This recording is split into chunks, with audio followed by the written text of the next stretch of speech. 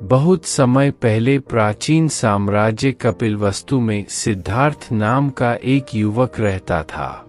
उनका जन्म विलासितापूर्ण जीवन में हुआ था, जो ऐश्वर्य और आराम से मोहित हो गए थे। हालांकि हमेशा सिद्धार्थ महल की दीवारों से परे दुनिया के बारे में जानने के लिए उत्सुक रहते थे। वह दुख की प्रकृति और जीवन के उद्देश्य को समझने के लिए उत्सुक थे। एक दिन सिद्धार्थ अपने निष्ठावान सारथी चन्ना के साथ महल के मैदान से आगे की यात्रा पर निकले।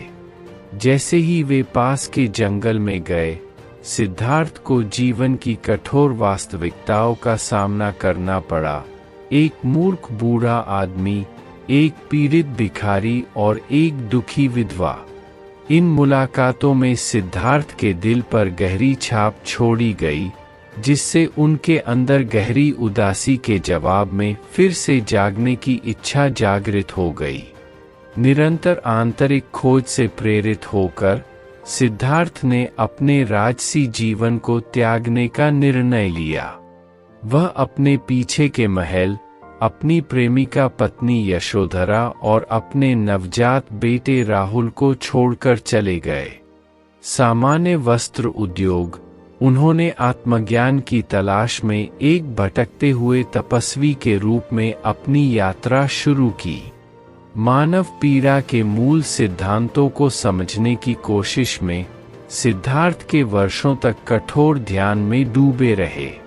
वह अल्प भोजन पर रहती थी और तपस्वी जीवन की वस्तुओं को सहन करती थी। हालांकि अपने दृढ़ निश्चय के बावजूद उन्हें अपने विकल्पों का कोई जवाब नहीं मिला।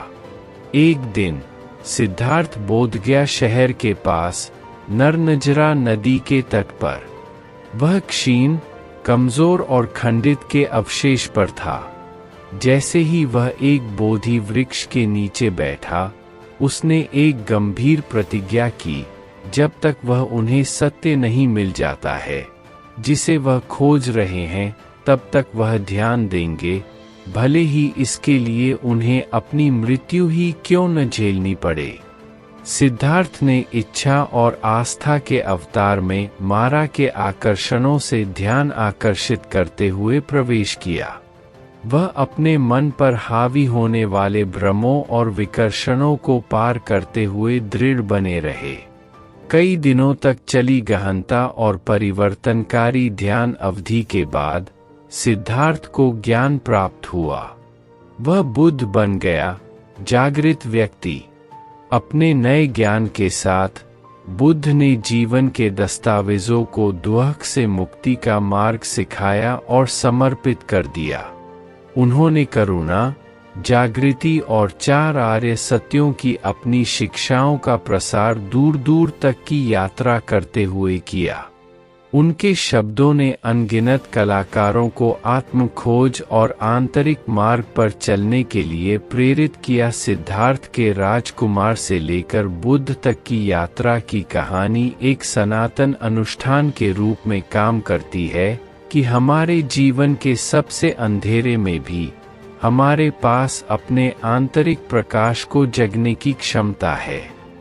जिस प्रकार कमल का फूल नेटफ्लिक्स पानी से शुद्ध और बेदाग कलाकार है, उसी प्रकार हम भी जीवन के दृश्यों से ऊपर अपनी वास्तविक क्षमता और उद्देश्य की खोज कर सकते हैं।